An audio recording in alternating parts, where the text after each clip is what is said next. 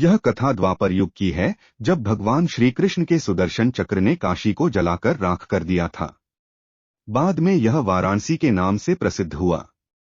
यह कथा इस प्रकार है। मगध का राजा जरासंध बहुत शक्तिशाली और क्रूर था। उसके पास अनगिनत सैनिक और दिव्य अस्त्र शस्त्र थे। यही कारण था कि आसपास के सभी राजा उसके प्रति मित्रता का भाव रखते थे। जरासंध की अस्ति और प्रस्ति नामक दो पुत्रियां थीं। उनका विवाह मथुरा के राजा कंस के साथ हुआ था। कंस अत्यंत पापी और दुष्ट राजा था। प्रजा को उसके अत्याचारों से बचाने के लिए भगवान श्री कृष्ण ने उसका वध कर दिया। दामाद की मृत्यु की खबर सुनकर जरासंध क्रोधित हो उठा। प्रतिशोध की ज्वाला में जलते जरासंध ने कई बार मथुरा पर आक्रमण किया, किंतु हर बार श्री कृष्ण उसे पराजित कर जीवित छोड़ देते थे। एक बार उसने कलिंगराज पौंड्रक और काशीराज के साथ मिलकर मथुरा पर आक्रमण किया, लेकिन भगवान श्री कृष्ण ने उन्हें भी पराजित कर दिया। जरासंध तो भाग निकला, किंतु पौंड्रक और काशीराज भगवान के हाथों मारे गए। काशीराज के बाद उसका पुत्र काशीराज बना और श्रीकृष्ण से बदला लेने का निश्चय किया। वह श्रीकृष्ण की शक्ति जानता था, इसलिए उसने कठिन तपस्या कर भगवान शिव को प्रसन्न किया और उन्हें समाप्त करने का वर मांगा।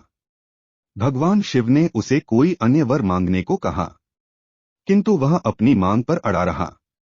तब शिव ने मंत्रों से एक भयंकर कृत्या बनाई और उसे देते हुए बोले, वत्स, तुम इसे जिस दिशा में जाने का आदेश दोगे, यह उसी दिशा में स्थित राज्य को जलाकर राख कर देगी। लेकिन ध्यान रखना, इसका प्रयोग किसी ब्राह्मण भक्त पर मत करना, वरना इसका प्रभाव निष्फल हो जाएगा। यह कहकर भगवान शिव अंतर्धान हो गए। इधर दुष्ट काल्यवन का वध करने के बाद श्री कृष्ण सभी मथुरावासियों को लेकर द्वारिका आ गए थे।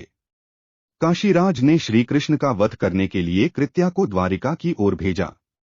काशीराज को यह ज्ञान नहीं था कि भगवान श्री कृष्ण ब्राह्मण भक्त हैं, इसलिए द्वारिका पहुंचकर भी कृत्या उनका कुछ अहित न कर पाई।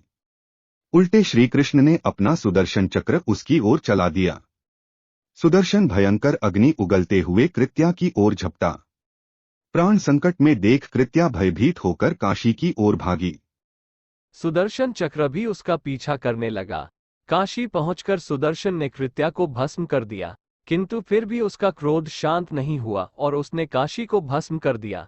कालांतर में वारा और असी नामक दो नदियों के मध्य यह नगर पुनः बसा। वारा और असी नदियों के मध्य बसे होने के कारण इस नगर का नाम वाराणसी पड़ गया।